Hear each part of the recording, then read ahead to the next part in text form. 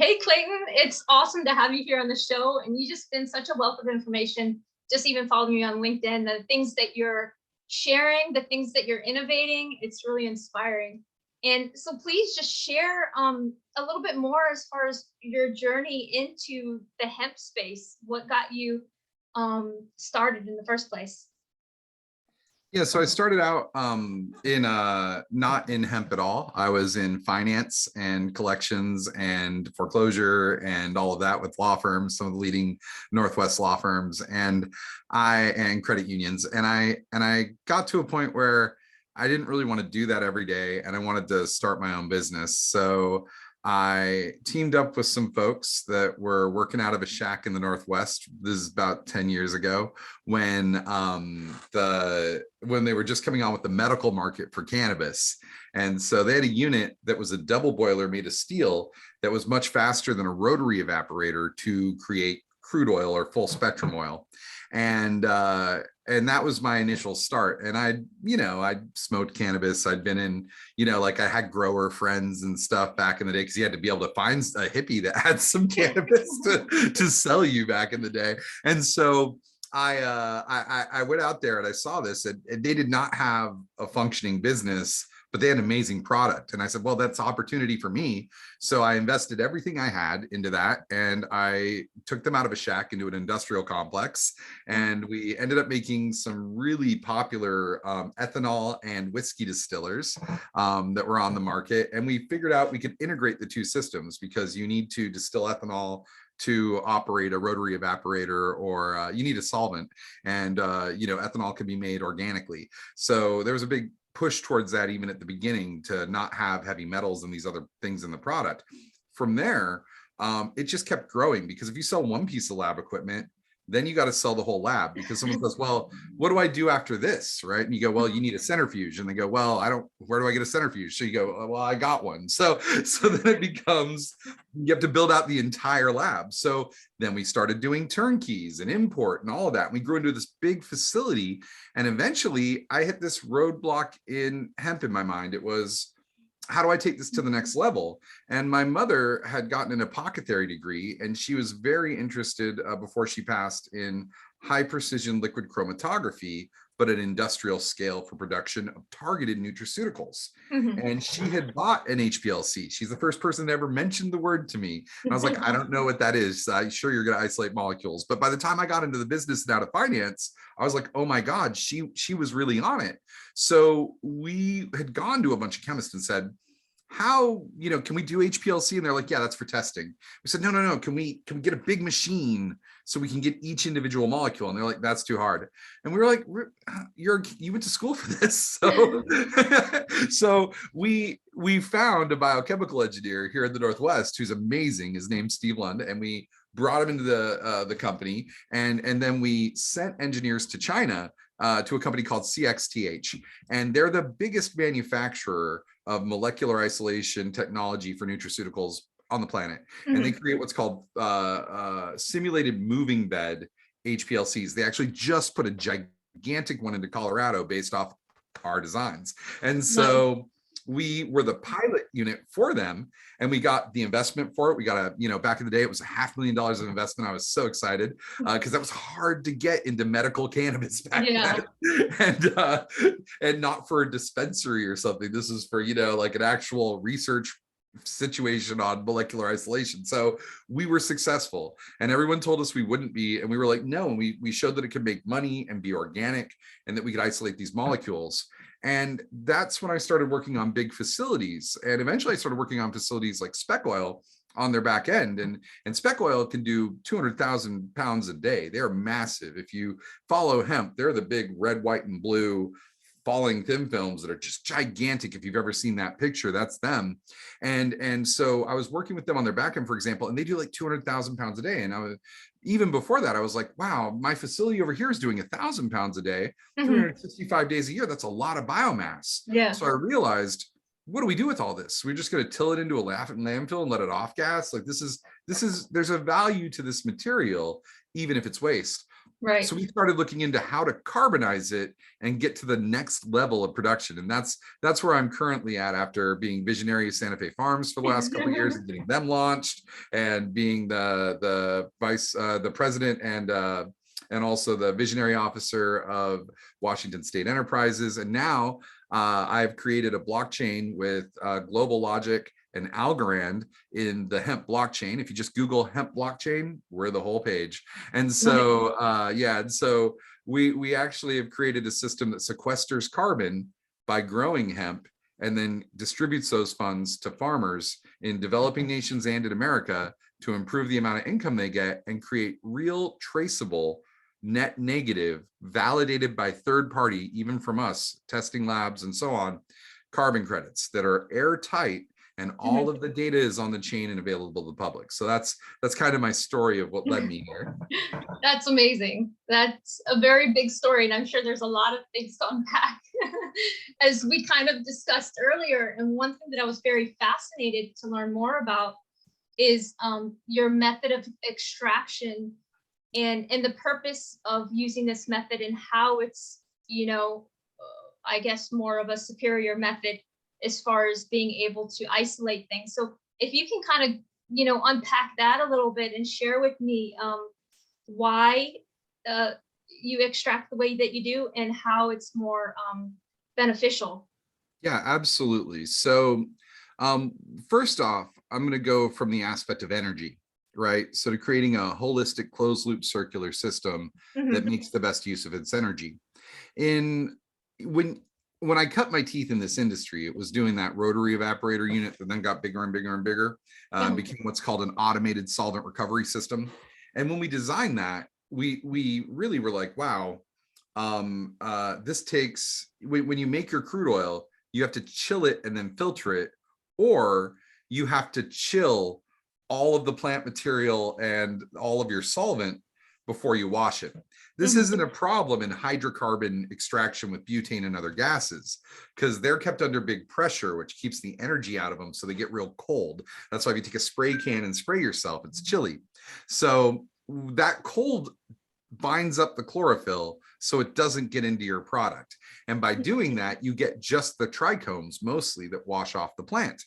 When you do ethanol, it's a bipolar solvent. So what that means is it pulls with both positive and negative ionic pull because it has water and ethanol in it. You want to use a little bit of mix of both. So when it goes over the plant, it'll actually take everything out of it. You can get the plant down to 0% anything in it after you wash it. And so you get everything, but that means you also get all of the plant waxes, all of the chlorophyll, which is not ideal when you're making a more refined product. So when we took that through our system, we realized we'd have to chill this plant here, or we'd have to chill the product after we evaporate it and then filter it again.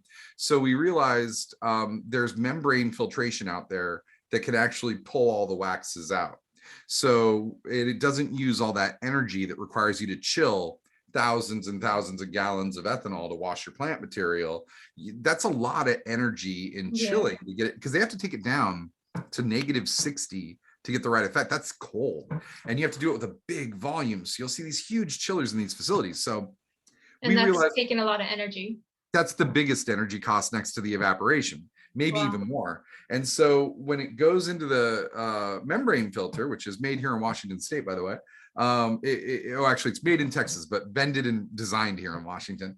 It takes out the waxes, it moves through the membrane filter, and now we've got a gold oil, because we've also set it through lenticular filters using only organic filler in the lenticular filter to take out a lot of the chlorophyll and the sugar. So now we've got the waxes, the chlorophyll, and the sugar out, and now it goes into our evaporators. But we have this system, like I was talking about, disposing of all that plant material. And that system that we'll probably get into generates a lot of steam. And that steam generation that it can generate runs all the evaporatory process when I put in an extraction facility with our new stack. And so what that allows us to do is, again, we didn't chill it, and then we didn't use heat energy to extract it. All that ethanol in typical extraction gets evaporated and then chilled and recondensed. So what we're able to do is evaporate it with the steam from running our burning of biomass. And then that steam boiler then runs the actual evaporatory process that gets you your crude oil, which would be your full spectrum crude oil, or in our case, a filtered de-waxed crude oil. Nice. So do you still consider it full spectrum? Yeah, because we didn't do any processing to the plant. That is, the only thing you're missing is chlorophyll and wax at that point. So it's going to be a nice, and sugar. So if you consider eating wax, chlorophyll, and sugar good, you could just grab some beeswax, some grass, and some sugar, and put that into a bowl and eat that. But that's not what's helping you. So no. So that part is taken out. But everything else in the plant, like I said, ethanol takes everything. Everything else in the plant is right there. But so is all that THC, which can be an issue. So with our system, we can condense that product, and you could go to a non full spectrum process wherein you crash the material or make isolate. In that process, you get all the minor cannabinoids separated into its own stream. In the other way that you can go, you could just put it directly into the system and not isolate it and then get those minors. So you could just take out the THC only. So when we put it through our real filtration, that actually does molecular filtration, that's a production scale. It's technically a simulated moving bed, because it simulates simulated moving bed. So it's a simulated moving bed column. And what it does is it you can think of it like that game Plinko, where you have all the pegs on a big board that goes all the way up into the sky. And you can think of taking ping pong balls and tennis balls and bowling balls and all these different size balls and then dropping them in there. And what it'll do is it'll separate each one of those, because each ball can represent a different molecule. So you can imagine that sometimes that ping pong ball is going to miss a peg. So it'll actually fall faster because it's missing pegs. The big ones have to hit every single peg on the way down. And if you had this tall enough, what you would see is the different size balls would largely separate out, and you would be able to get all the tiny balls first, then the bigger balls next, and the bigger balls next. And so on the system, you're able to divert each one of those individual cannabinoids if you want, or just pull off THC, which you have to do typically. So here's an example. You can get rid of THC, and a lot of full spectrum oil does that, but there's a heat process to do it. It's not acidic, it's not other prop, but it's heat. And that heat process destroys almost everything in there. Wow. So any of your full spectrum benefit you would get, if you use the heat process to get rid of it, you've destroyed it. So for us, we thought, well, we're using only natural stuff here. We're using carbon, we're using diatomaceous earth, and we're using ethanol. All of those are in actual tinctures and health food, right? So like there's nothing else, there's nothing crazy in there. And so we thought, well, when we're running it through our system, we can isolate all these individual cannabinoids, and then we can recombine them to create specific strains. Because if you found the magic strain that had everything you wanted in it, that was exactly the way you wanted, next year when El Nino hits, that strain's completely different. It really will change genetically. And you have no guarantee it'll grow the same in each field. And by the way, when you move that plant from Washington to Tennessee, it's going to be completely different year two. And it might get cross-pollinated and taken out. So for us to preserve that and to create targeted responses, or even super responses without acid conversion, which is getting banned everywhere like Delta 8, without these other non-organic processes, we thought, well, this lets us preserve these good effects by taking all this raw material of the plant, breaking it into all these pieces, and then reassembling it. How long can you preserve it? Well, the data is always there. So the data, I got you. Yeah. So if you have the recipe, think of each HPLC and gas chromatography of a strain that's been extracted. Think of each of their crude oils as just a recipe once I get it on paper. Nice. So I could recreate the recipe exactly organically. And then I could say, you know what?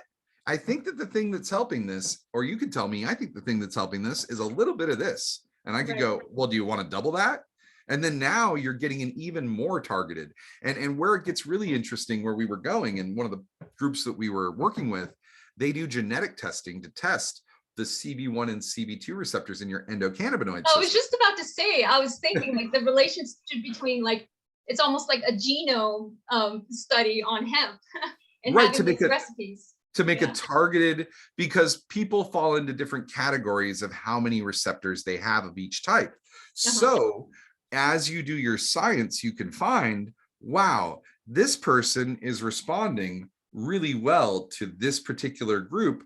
This person has a similar genetic makeup in CB1, CB2 receptors, so we should give them this. Here's a good example. You might have friends that say, oh, I don't get high from weed. And you're like, whatever. And then you give it to them and you really just watch them and they're like, I'm fine. I don't know. This just tastes weird and whatever. That's real because they don't have CB1, CB2 receptors in large amounts. In fact, one of the lead scientists that we were talking to and working with and going to symposiums on is Neffy at the UW. And he's the guy that's in charge of their whole cannabinoid program. He launched it, all of that. And he was like, I have my genetics done and I don't have any CB1 or CB2 receptors hardly. His endocannabinoid system is like very bare bones. So he's like, I've tried cannabis. It does nothing for me. I would have to eat so much of it. But that's important to know because if you're doing pain management, if you're doing these other things, then it might just be possible that rather than with a typical medication, if you get an opioid or whatever, and it's not working out for you and you're not feeling it, the doctor goes, well, I'll try another one. I'll try another one. With ours, we could go, oh, it's not working out for you. Well, we see why on your, let's send you for a CB1, CB2 test. Okay. Because you don't need to do it at the start. It's going to work on most people, but then you go, oh, here's why. And then you increase the dosage and you change what you're doing. And that lets us actually gain the full benefit of the plant. CB1 and CB2 receptors, your endocannabinoid system is part of your endocrine system. It helps regulate your body functions. Like you can think of it this way. I smoke an indica, I get sleepy. I have a bunch of THCV in this product. I get weight loss and a bunch of energy. This one makes me hungry.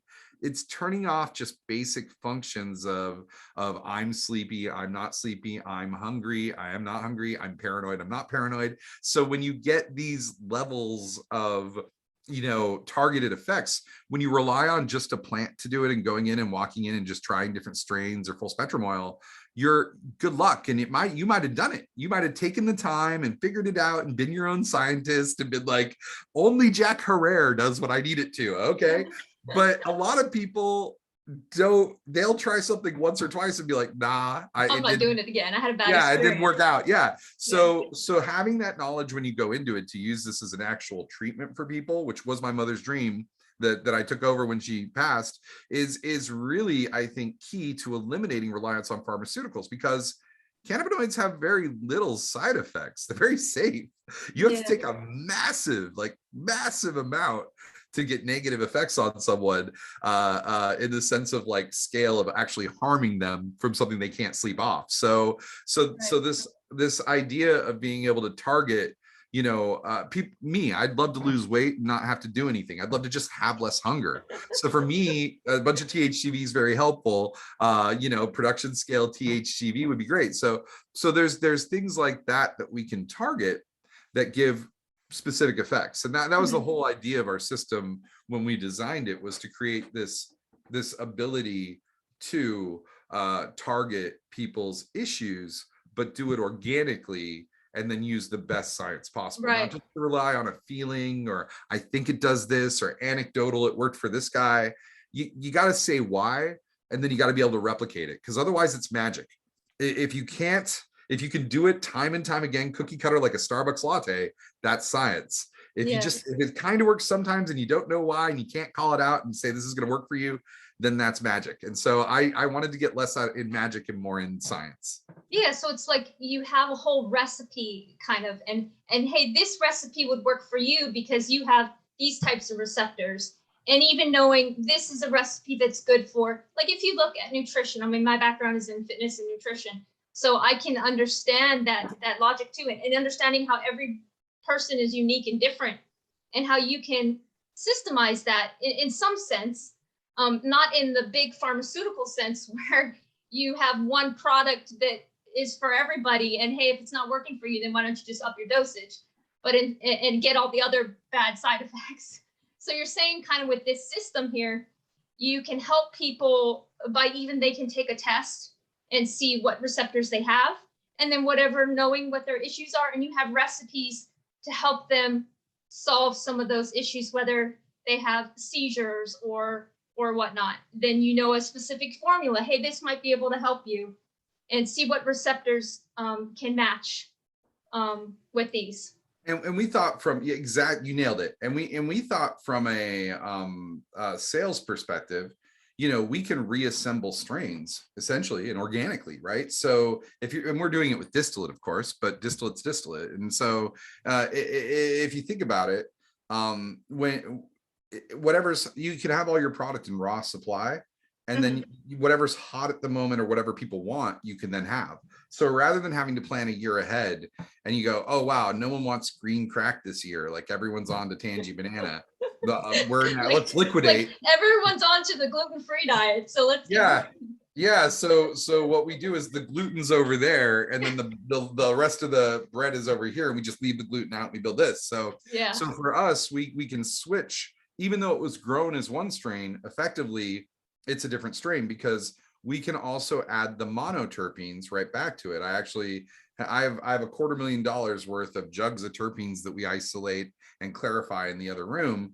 And that comes from someone rolling with 80 acres. And we have some other folks as well that we've done terpene work with, you know, gone to sent samples to True Terps and things like that. So, and sold some terpenes.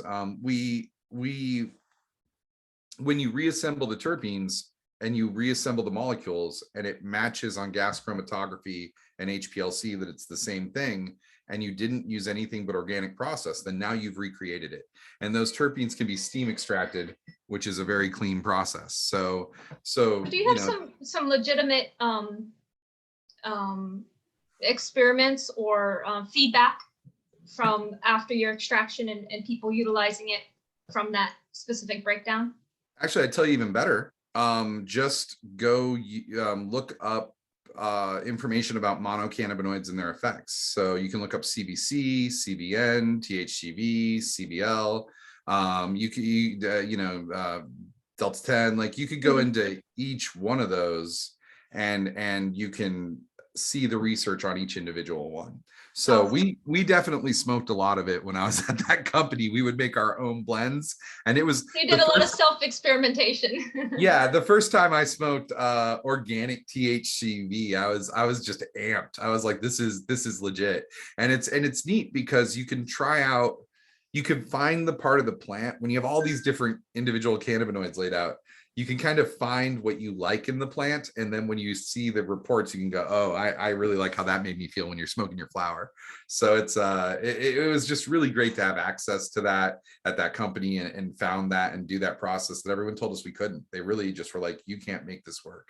And I'm not a chemist, but I made it work. So that's really amazing. And I think that kind of segues to, I just want to segue into the next thing that you've been doing with the plant and taking that knowledge of extraction, and then like you said before, the energy that we can use and how can we utilize more of a broader spectrum of this plant.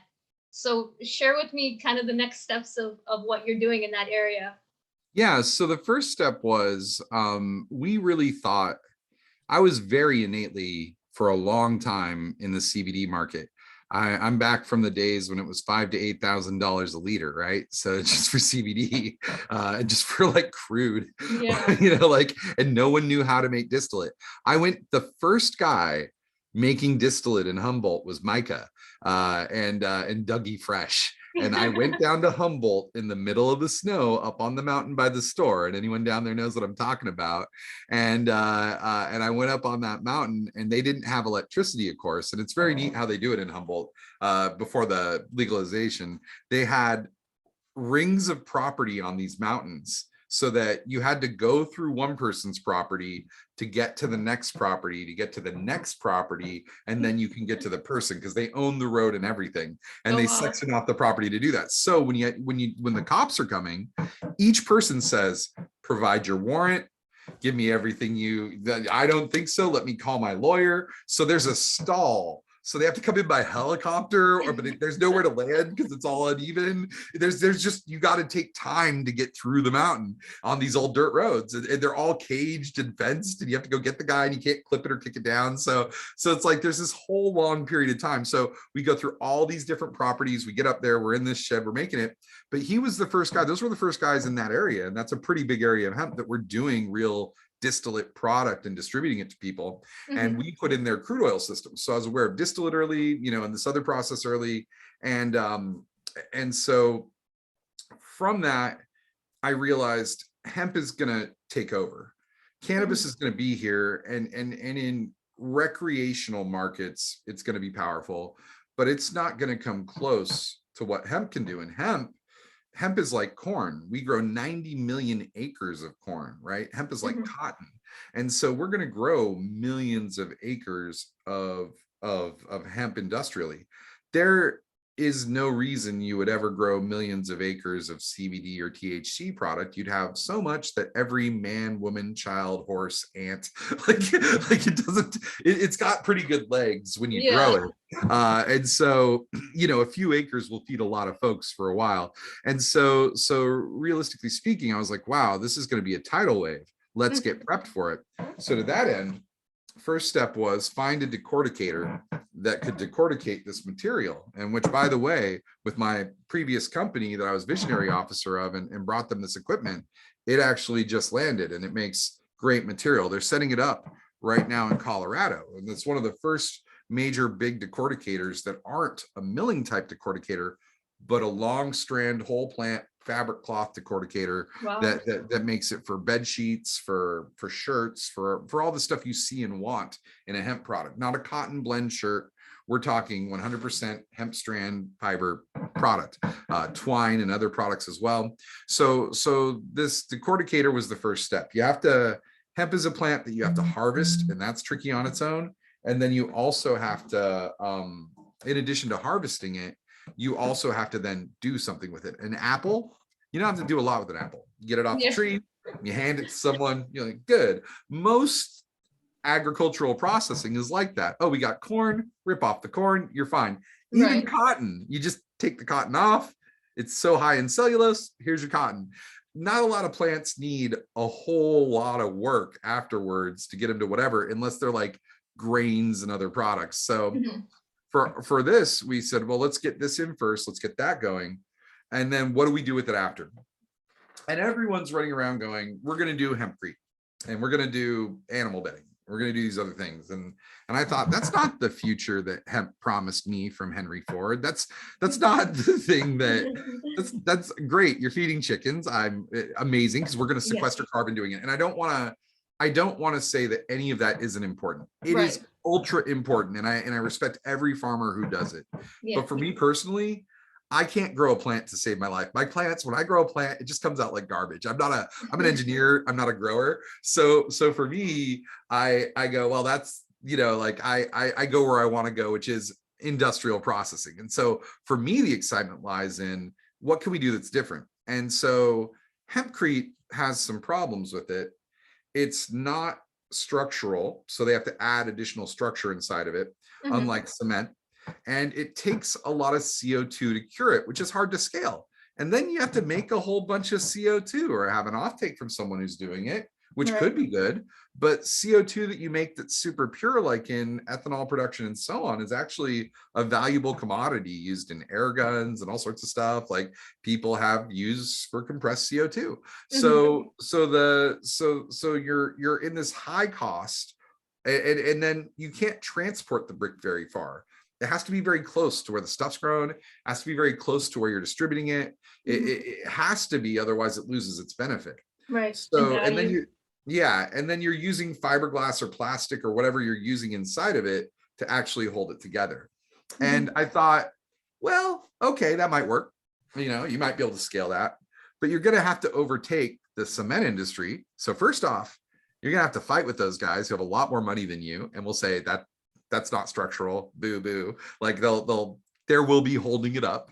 And then they're also, you need all these investment. And if you already have a massive cemented infrastructure, you're gonna have to tear all that out, put in these new things. It's going to take time, a lot of money. And right now, every day, we're running towards a climate crisis, and we need a solution now.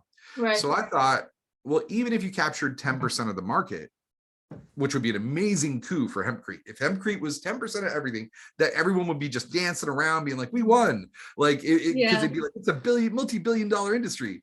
But even then, that's only 10%, and it would take years to get there. So for me, I was like, well, what can we structurally do that will make a more structural concrete and use the existing infrastructure? Because if I could, if it's a hard sell and I'm a boutique industry and I'm trying to sell these bricks or the cement or whatever, and getting people to use it, and you can't just dump this, by the way, into cement, and you can't powder this necessarily and get structural cement. That's called chipcrete. Hemp's not anything new in that regard. They've done this with wood for years. It's a non-structural concrete. You can use it for like sidewalk or something. It's got chips of wood in it. It's not as strong if you put it in a building. You can't make multi-floor buildings. That's why a lot of hempcrete buildings aren't multi-floor. Some of them are, but they do those reinforcement. So for us, we said, well, let's do this. We have all that plant waste I mentioned earlier. Right. We have to generate that heat and get energy. So why don't we carbonize the plant? So the first stage would be biochar, which has a bunch of its own uses and a lot of value towards, it can increase crop growth when you put it in the soil by 5 to 10% for most crops, except carrots for some reason. And it's able to hold more water in the soil, and it creates bioavailability for the actual living soil of the plant, the mycorrhizae. They live inside the little microtubes of the carbon. So if you zoom in on this, or you Google, biochar and and you look at magnified, it just looks like a bunch of little straws clumped together with a little shell around it. So that is kind of like how our muscles are structured. Yeah, exactly. And then that absorbs in those nanotubes. It absorbs all these nutrients and water, and it gives a little home for microbes to go into, that they're not just between a couple of rocks. They love it. So can those also be used then for construction also? Yeah, well, so here's the thing. When you have this kind of material, it's not ideal for construction purposes. However, when you do a high heat process and you capture the emissions. So first off, I want to mention a couple things about biochar. So there's two different methods. There's slow pyrolysis and fast pyrolysis. And everyone right now, I just had a whole thing on this on LinkedIn the other day. Everyone right now is saying that, oh, well, you want slow pyrolysis, there's more nutrients and so on in it. What they don't tell you is something called PAHs, PAH. These are very dangerous cancer-causing agents. You have to wash your biochar before you do that when you do slow pyrolysis. And the problem with that is you're also, by the way, slow pyrolysis is essentially a burn barrel with another burn barrel inside of it and a just tube on the top. And then they burn the stuff down below, and the smoke that comes off has so much methane in it, it's called syngas, that they light the top of it. It has a fire, and they just burn it into the atmosphere. So that releases a toxin called PM 2.5 that Harvard believes is responsible for a quarter of the deaths that occur. Wow. Yeah, so we certainly don't want to go that route. I mean, that and big wood, the same guys that made hemp illegal, they're out there saying, well, you don't want to use hemp for this. It's got too much silica, which I'll get into. But they create these PAHs, which if you put them in the ground, can actually give people cancer from eating vegetables. So you have to wash it. But now you've washed it. And then where does that water go with all those chemicals in it? Right. To the ocean and the river. So now you're releasing all these, no matter what you do, sure, you didn't put it in the food, but where did you put those PAHs? So this whole process is a dirty old school wood and petrol process. And so the material you make is also called amorphous carbon when you run it under Raman spectrometry, which is non-structural carbon black. So, not carbon black, non-structural carbon, which is why our system actually captures the gases, runs under a higher pressure and heat, much higher heat. You might run pyrolysis as low as 250 to 300 degrees Celsius. We're going to be running at 1400 degrees Fahrenheit when we operate these units at least. So when you're doing so how is that an energy use as well? Oh, it's amazing because the power to do that is burning the plant. You have a big rotary drum unit and you use 10%, think of it this way, a wood stove. You have a wood stove, and to get your wood stove going, that's all the energy you needed.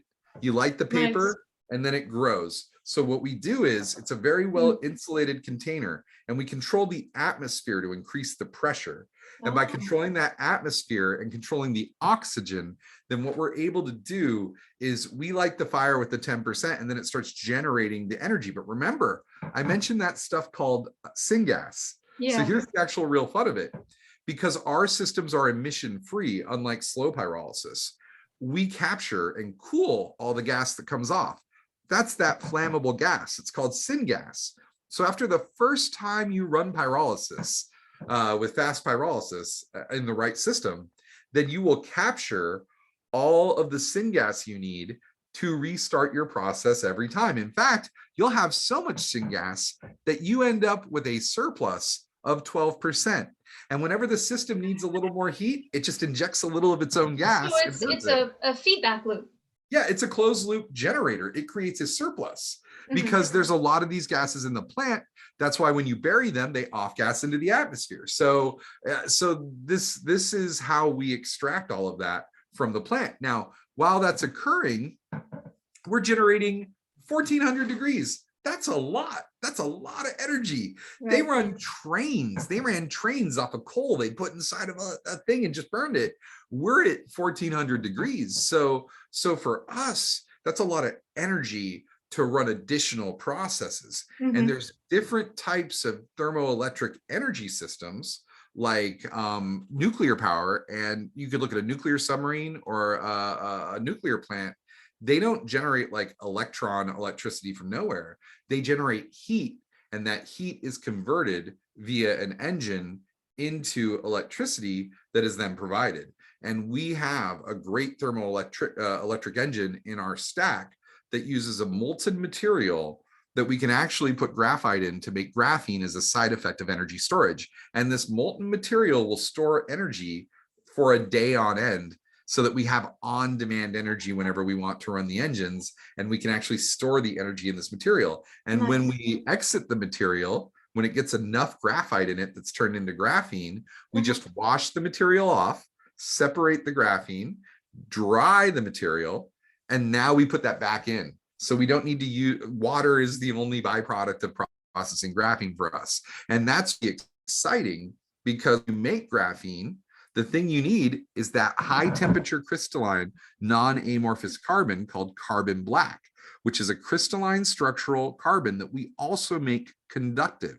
So this conductive material can then be mixed with the graphene, and that makes what they use in batteries. The best batteries in the world today are 20% carbon black, and then the rest of it's graphene and other products to make the conductive portions. Now, the reason that that's important is because the material we're making is a side effect of operating. See, we needed that heat to run our extraction, or run our cellulose degumming, or run any number of other industrial processes like ethanol production that require heat. We get to do that all for free because we didn't pay money for it. And what we did is, when the steam is coming off of the molten material that has the graphite in it, we capture that in a turbine, and then that steam is hot water that we're able to use for these industrial processes. So we actually get two energy. We get the engine, we get the steam, and then we get more heat energy that we use in these processes. And that's how we maximize the value of what we're doing through the entire industrial process. And what that creates is a biorefinery, an assembly line that makes pharmaceutical products. It makes cannabinoids. You can do neat things like grow bacteria with that warm water in bioreactors to make targeted targeted pharmaceuticals and things like that. Or they can even make isopropyl alcohol and acetone with bacteria. That heat can be used for yeast for fermentation for ethanol. All of that means these processes now become zero energy, but you didn't lose the electricity, and we're not violating thermodynamics. You use the hotter version of that energy earlier, and then you step it down, capturing it again and again through each industrial process. And then that means now, if I just make CBD and that's all I do, then I have to live and die on the sword of CBD. That's everything I have is waste. My plant material that comes out of my facility, waste. My energy I use, waste. The Yeah. chilling I did, waste. All of it just becomes waste. And then I eat all that and then I try and make a profit. For me, Right. operating is just material cost. And then I diversify it into all these other values. And so it's an assembly line that creates products, but it also sequesters carbon. See, the farmer in the field, we use our technology at the hemp blockchain to blockchain the data to make them log their data in a way that allows and then validate it with third parties, drones, soil tests, scientists on spot checks on different fields with an algorithm. And we're doing this with Algorand, which is one of the leading cryptocurrencies. They're the first carbon neutral currency or cryptocurrency. And Silvio Macaulay is a Turing Award winner, teaches cryptography at MIT, pulled a whole team of MIT folks together to build his crypto. And then with them is Global Logic. They got bought by Hitachi for $9.8 billion. We talked to we're part of we work with their top staff, COOs, CTOs. So, and with their top blockchain expert, Raj. And so with these folks, and they have 20,000 programmers, by the way. And so with these folks, we're designing this top end software that will track all of the data in the farm and what they do. Then we will tokenize a carbon credit on an NFT, load it with real money, which now means we have an actual cryptocurrency with real cash value. And then that is then sent to our process that emissions free makes this material. Now this material is this plant right here, but this plant is 0.45% to 0.43% carbon. So that means that all of this carbon in my hand right now is now captured. This carbon in this little jar is not getting out into the air. It's not going to do anything but sit in there and not be in the atmosphere messing up the earth. So because of that, our process generates additional carbon credits. You get carbon credits for pyrolyzing and not emitting. And we get energy. We get electricity, which can be converted into hydrogen with a hydrogen converter. We get our syngas, which we have as well. And then we have all these peripheral processes that we run with the system to make these products that are necessary to hemp too. And what you're doing is you're transporting it to all one location, right? So you're not taking it from the guy over there to the guy over here to the guy over there. All those transportation costs are what kill the actual economy of the system. Right. You set this up on rail spurs, you bring it in with the cheapest form of transit possible, and then you operate the system, giving energy and products to the people around you. And where it gets exciting is back to cement. This material is structural, so you don't need to actually have a CO2 curing plant that you take non-structural carbon, design a special type of internal Lego lock, and then fight people who already have a patent on that and are restricting that technology in order that they can make money for all their investments rightly. And so you got a big quagmire you're getting into going that route. Yeah. And then you have to fight the government to tell them that you're going to put this in at places, and they're going to be like, that's non-structural, it doesn't meet MPA. So then you have to prove it and do blah, blah, blah. So that's going to take them a while. So instead, just dump that carbon I make in cement. If you have the proper ratio, which we have the recipes for, there's plenty of testing on it, because this material, it already exists in our world from a hydrocarbon source. This is exactly the same as the carbon black made from coal plants, and that's the place that makes carbon black. There's other than organic sources, you get carbon black from coal plants, and all the rubber in tires, mostly all the this microphone here that's black, my Kraken behind me, all the black plastic you see is from coal plants, and they burn up coal, and then what's left is this crystalline carbon that they then micronize and dump in products. So for us, what we do is we do that with the bioorganic material, and we make it cheaper than anyone because we have all these other processes to rely on. And so by doing that, we can then offset, say we offset, I'll say 10%, 15% of cement. Well, we didn't just offset 10 or 15%, and we didn't need any special system to do it. What we're able to do is the carbon credits that we generated growing in the farm and the carbon credits that we generated by making the material mean that not only did we use less of a really carbon expensive material, but we also sequestered all this material here. And when you take this, you can look at the pyramids, they've been standing for a while. Yeah. If you go to your asphalt or your road, that asphalt is all carbon black from coal and fly ash. and that's going away. We're getting rid of it. So how you get how are you going to get more roads? You're going to import it from China. So now you just added to the carbon cost of all of this. So with that, we actually get to double the carbon value because we sequestered carbon in the making of the product over the other use product. And then what we did is we also offset the use of this material, like say this drywall right here. Right. So because of that, we can look at the amount saved and the carbon credits generated as, 10 to 20% reduction of the cement material. Now, I would say this, working with cement to get incremental changes that will make maximum impact is probably for the best.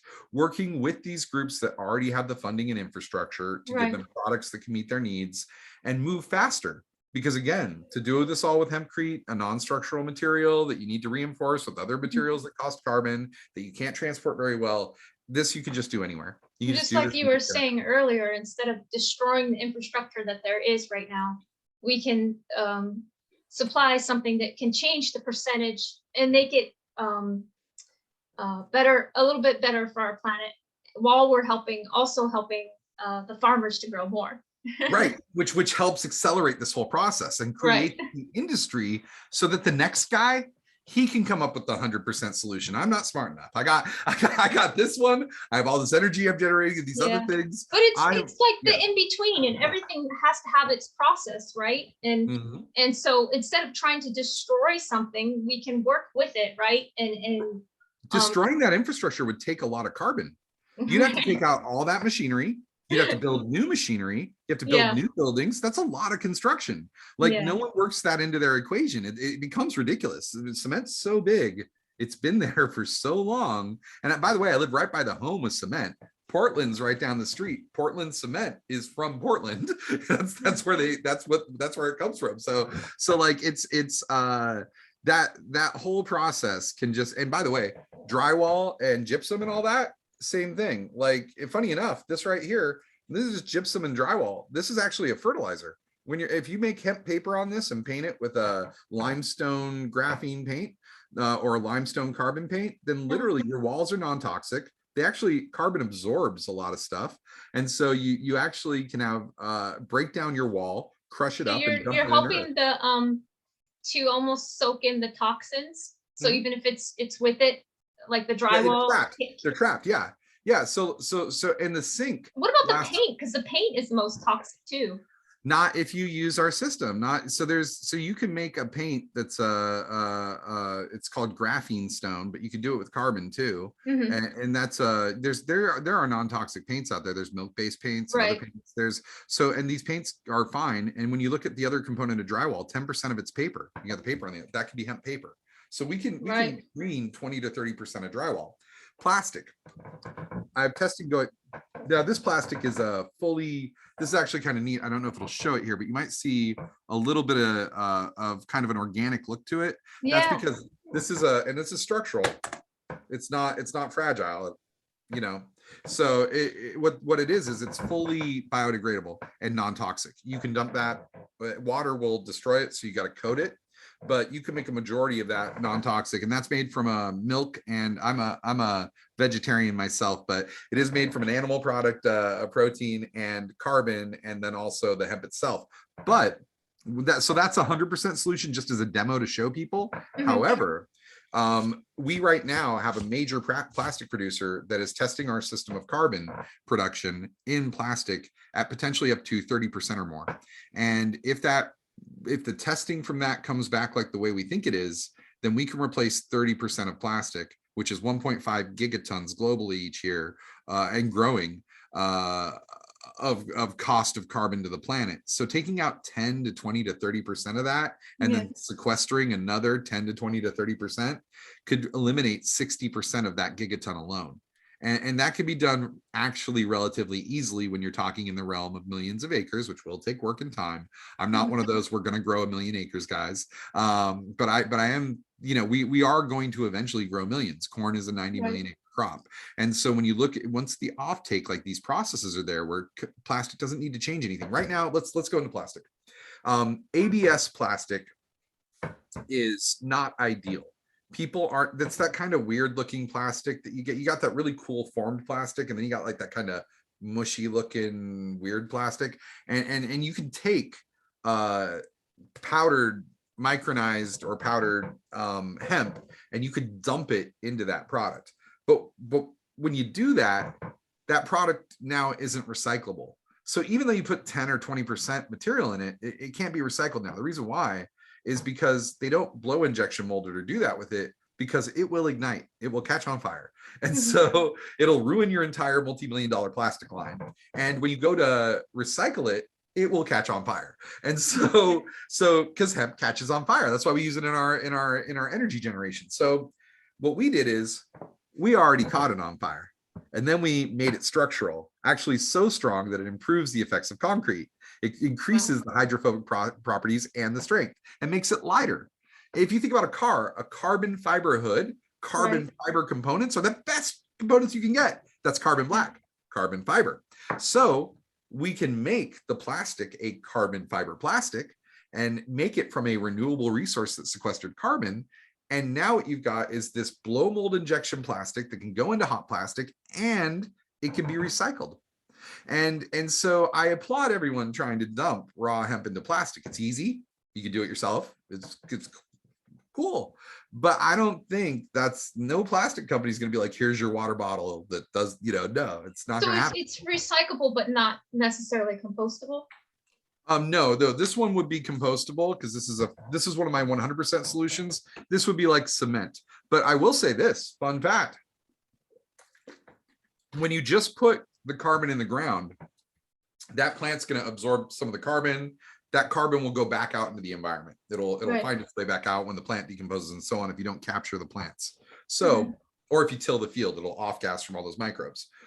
So the fun thing about this is, and I can't prove the second part, so I want to preface that for people, but I want to use some logic here.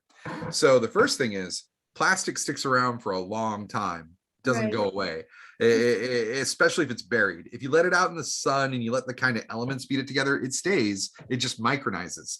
So if you can add structure to it inside of it, and those structures have little holes in them that can bind it in, then you're going to release less of those toxins into the environment, because remember, carbon absorbs that stuff. So that's A. But B, you got to sink your carbon in order to get a benefit. That's why they pump all that CO2 under the ground with those crazy air conditioning machines that don't make sense, that suck in the carbon and then do the process. So those things have to pump it underground, which, by the way, if the ground ever cracks or something happens or an accident, it's going to get re-released and you lose all your work. So for us, when we put it in plastic, that's actually a carbon sink, because when it goes into garbage or the ground, it's in the ground and that's where it is, and now it's done. So now you're saying the parts of the plastic that aren't maybe so good, but they're going to be naturally sequestered, like decomposed. So some of it, now that's the part I can't prove. Some of it can be, but what I can prove is that the carbon will stay in that plastic too. It'll be under the ground for hundreds of years, just sitting down there, not in a landfill. And that's good, because A, it is a filtration media. So the more carbon, it's good as long as it's not, in our water system, right? Well, and that's the thing, is that, the carbon won't hurt our water. But the carbon cleans the water. Yeah, you're making the plastic anyway. So if we can make any of that carbon, the carbon is good. But we have to get the carbon locked up in something so it doesn't get into the air. So the carbon's good, and we want to put it places like at water there. So in Washington, like your Brita filter at home is a carbon filter. Some of the best water that you can get is carbon filter, because you keep the minerals and stuff in the water.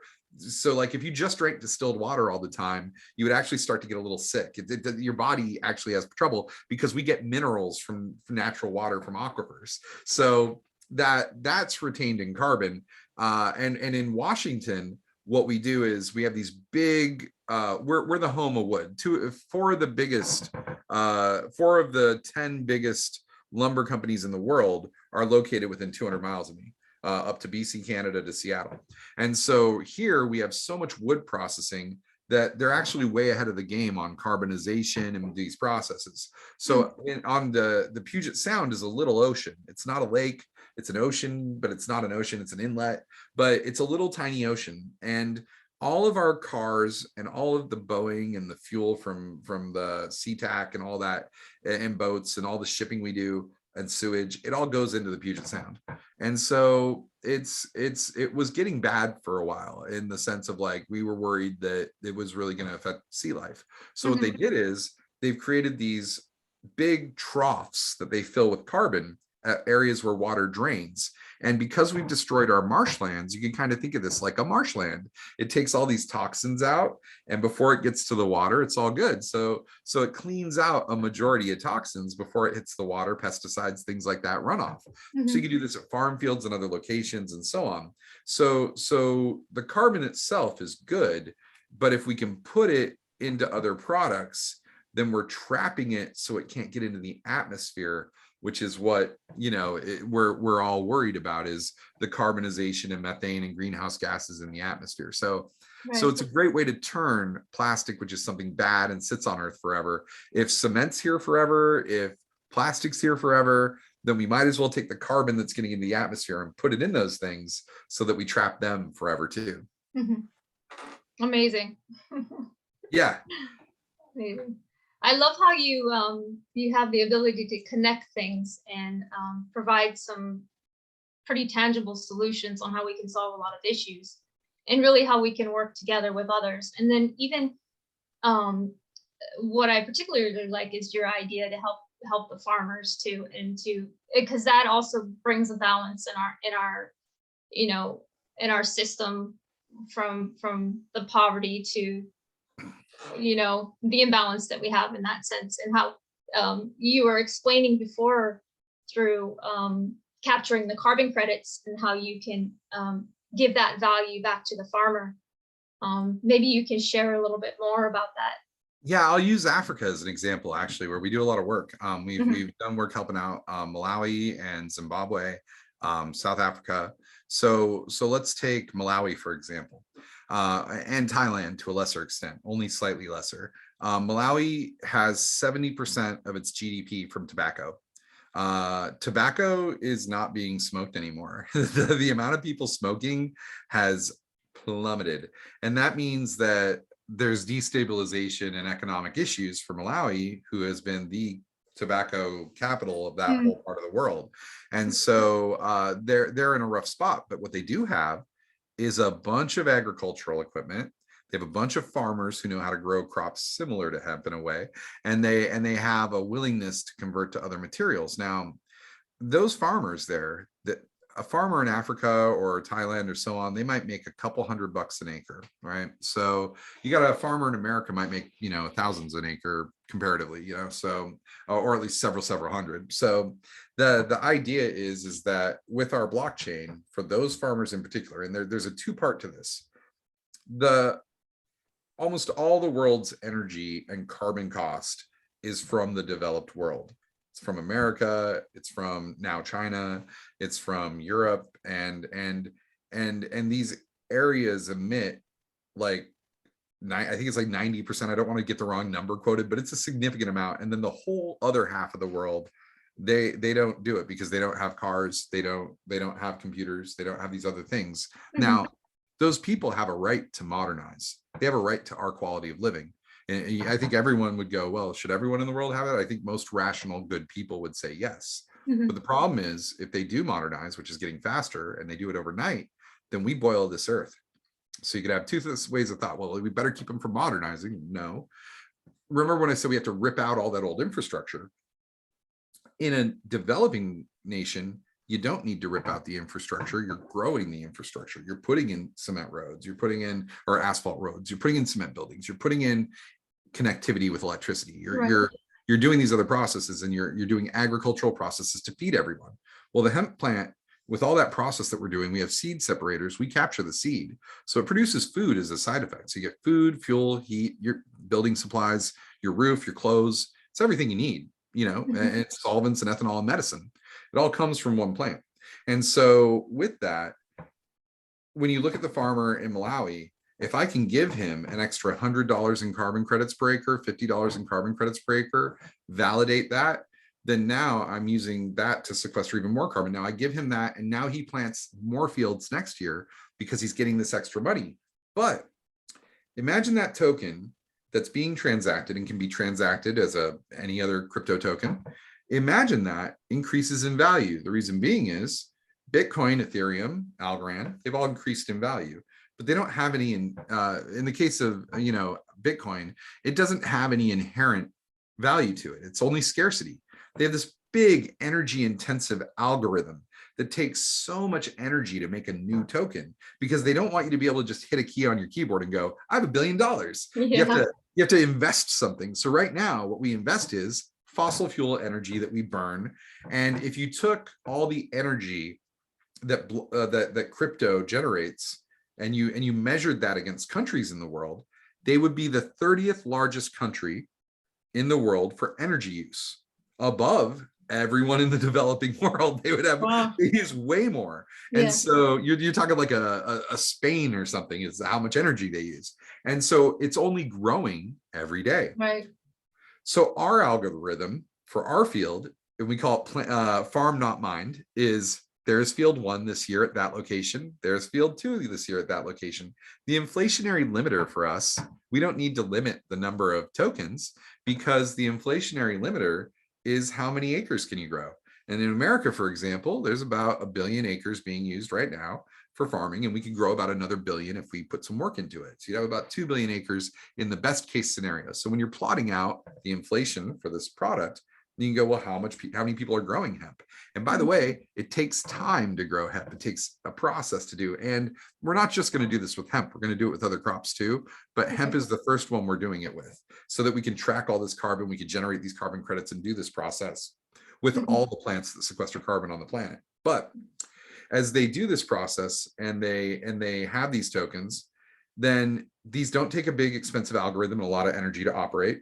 These operate on a carbon neutral blockchain, Algorand, the first one. And we were with them before they were carbon neutral, telling them, you guys should be carbon neutral, and here's how we're going to do it. And so there's that. And then the next thing up is you've got this carbon neutrality, you're sequestering carbon actively, and then you still have a token with real money on it. So I'd ask you, scarcity is still there, everything's the same as a Bitcoin, but you get all these added benefits and micro contracts in it and all that. So I would assume that due to the scarcity of these tokens and their value to the earth and their value in cash, that people will want them.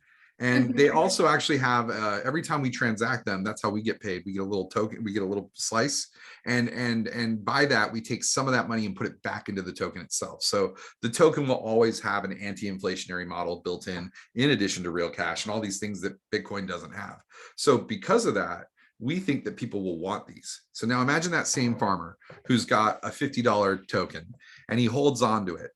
And then next year it's worth 100, and the year after that it's worth 200, and then it's worth 5,000. Imagine if the farmers on earth, instead of crypto miners on top of a mountain in China near a big dam using all the green energy for crypto mining instead of for the people, imagine instead of that one guy getting all that money, imagine instead all the farmers of the world got that money. Yeah. Now if that happens, now they can give away the food for free, can't they? We can actually make that part of our program. If we're going to give you this token worth $5,000, you better give that food to someone, like we could change it. So with that, and by that mission, we can now clean the earth. We can value that.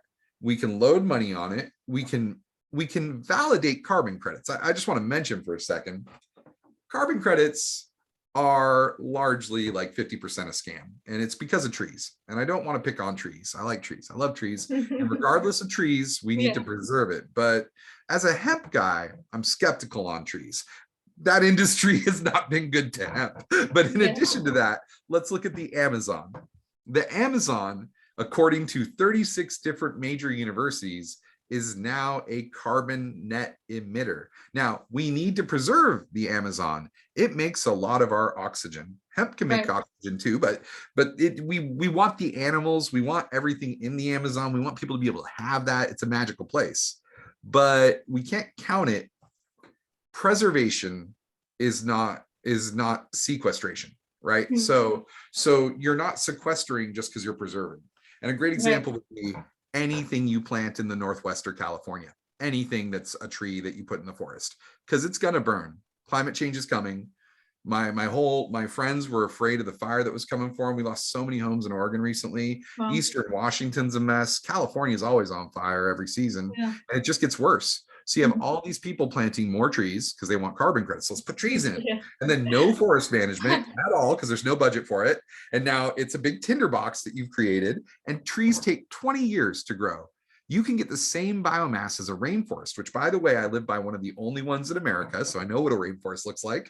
And that actually hemp will grow even more biomass, and it'll do it each season. So with a carbon credit, they talk about retiring. You need to retire the length. It's going to be 100 years before we need to, that land. No forest in America right now. The redwoods burned. There's no forest in America going to last 100 years. It's going to go right back into the atmosphere. But when you take this carbon and you carbonize it every season and you put it in the ground, what happens is on a forest, that acreage is used for that for 100 years, unless it burns or gets chopped down. And in our system, we chop it down immediately. We grow it, we chop it, we burn it, we capture the energy, we use the energy, we capture the gas. It's a moving system and naturally aerating the soil and keeping things going versus like a swamp, like you were saying in the Amazon, is creating more unhealthy gases because it's not. So like we can think that we're preserving things, but we're not really having the good benefit. We need things to flow, to aerate, and hemp is such a beautiful plant to be able to do that. Rotational crop, everything like that. We can just work it right in. And because we're taking it each year, in the forest, year one, you didn't sequester a lot of carbon. You got a sapling, right? So when you're chopping them down, you're planting more trees, you're trying to do this shell game and moving stuff around. Year one, you're here. Year one, hemp is here. It's grown 20 feet. It's ready to go.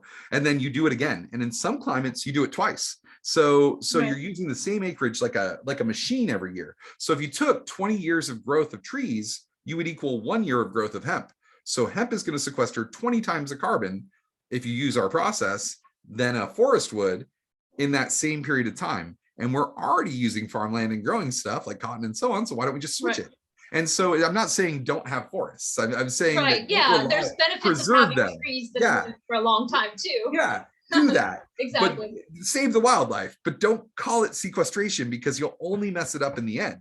You'll only muddy the waters of what we're trying to do, and you'll ruin what you're trying to do, which is preserve it, because you're just taking random trees and planting them. So you're not letting the ecosystem just live and evolve. It's all about balance, right? I mean, in the end, it's all about balancing things.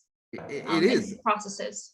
And how do you measure in a forest without using a bunch of energy and people and so on? Each person that you employ to walk out into the forest costs 55,000 pounds of carbon a year just to live and wander around and do stuff. So and don't mention their car, their commute, their infrastructure, how you paid them. People are very expensive for carbon. So when you manage these things and do this stuff out there, like, it actually adds to the cost of it. Now, each acre, you're going to scientifically have someone out there messing with it. No, they're not getting paid to.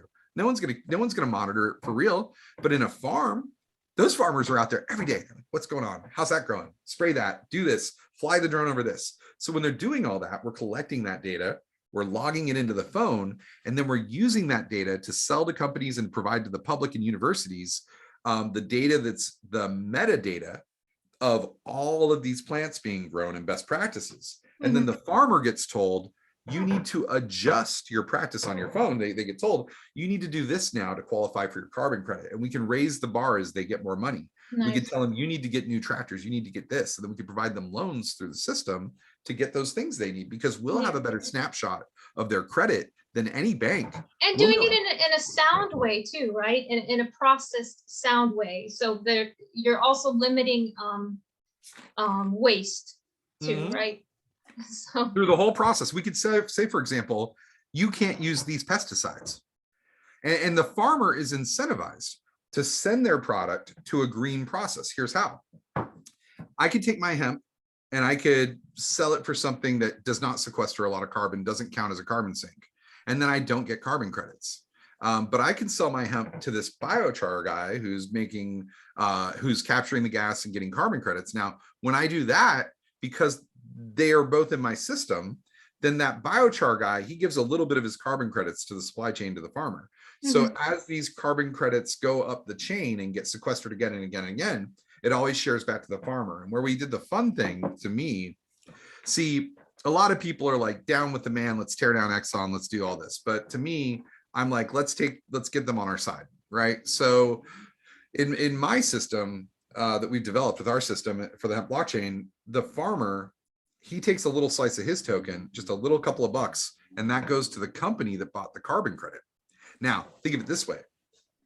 You go from a carbon credit that gets retired, may or may not be worth money or really do anything for the environment. And then you take that and it's done. It's now a dead item, a log of information that'll sit there forever and do nothing. For us, we take it and tokenize all that data onto the actual token. The thing you're transacting with stores all the data of what occurred with it. So you can actually know that your money is clean and who held it and what it did. So that goes to the companies too. And when the company holds a little sliver of that token, when it goes up in value, they might have $1 or $2 today. But if that token's worth 5,000 tomorrow, then that means that now they've made a profit by buying their carbon credits. They made a profit. Nice. And that's what I want to do, because then they'll participate. And to get that profit, they have to use our system, which means I can track their net negative and blockchain it, giving them a carbon debt. And by giving them a carbon debt, we have a standing order now that they can allow. They can say, we're going to pay for half our carbon. We're going to pay for 10% of our carbon. We're going to set our limiter of how much money we'll spend at this. So you're not bankrupting a business on their carbon cost, even though some like oil should be. And you say, okay, so these guys are giving these credits to you, and now you have them, and now you get this return on the investment. And that means, you know, the farmer's not impacted because it's just a couple bucks. And he's getting even more money from the pyrolysis guy.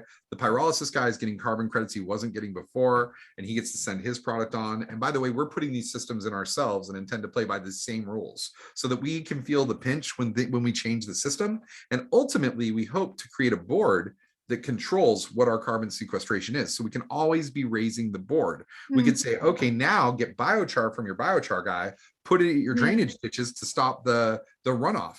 Now, don't use these types of pesticides. Now we need you to do these other processes until we need you to give your food away for free. We need you to do this. And so eventually they're getting paid a lot of money just to be helping the entities around them and sequester carbon. Yes. And we're paying for it from the value of people transacting on the exchange and also transacting using it as a coinage. And I don't think that other companies would have a problem using a carbon neutral token built on the back of MIT software that is set up by a $9.8 billion company that's able to put all this into motion.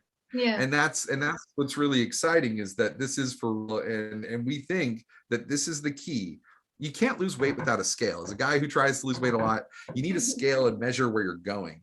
A forest doesn't measure where you're going, and it burns down, and it's not reliable, and it's good, but it's not the key. Yeah. So instead, I'd like people to think about acres of agricultural goods that get sequestered being grown and tracked, because then that will also feed the earth. There's a cyclical way to create this economy so that money, food, living. Look at your Maslow's hierarchy of needs. I know this because of credit. Funny enough, in credit they would teach you, be in the Maslow's hierarchy of needs. Your food, your house, your transportation, your entertainment. You know, if you can get up into there, then now you're there. So ideally, we want to do that. We want to provide the needs of people and then create a circular economy, monetize it, and put that money capitalistically in the hands of the farmer, because the farmers are the ones that can redistribute the wealth to people, but we're doing it